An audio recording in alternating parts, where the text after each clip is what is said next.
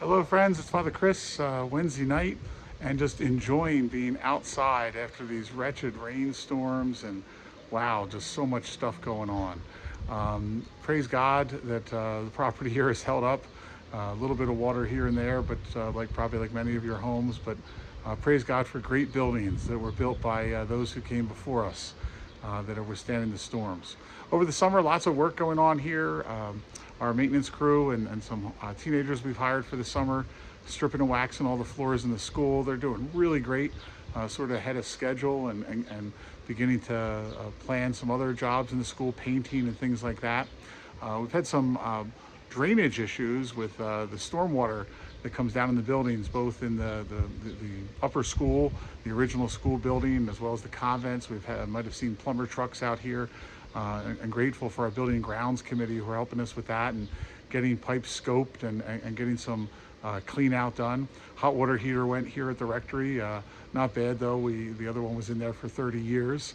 But lots of things happening around the property. We've got the bell system is on its way. Our old bell system got struck by lightning, and grateful to Eleanor for all of her hard work and working with Mike Pinkel and others to figure out what happened so it doesn't happen again. It was probably the wires up on the roof got struck by lightning. So we're going to prevent that from happening again, and the bells will be ringing again, hopefully within a week or two. Continue to work with some folks on resolving our sound issues in the church.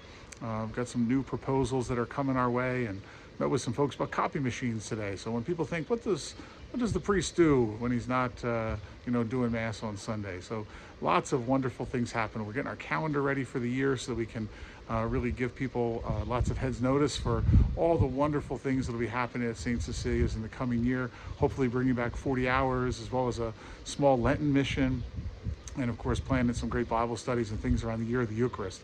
Please do sign up. We've got the Eucharistic Congress on September the 30th. Information here in the weekly email. We've got a free bus going up, but you need to register on your own, so please do take care of that.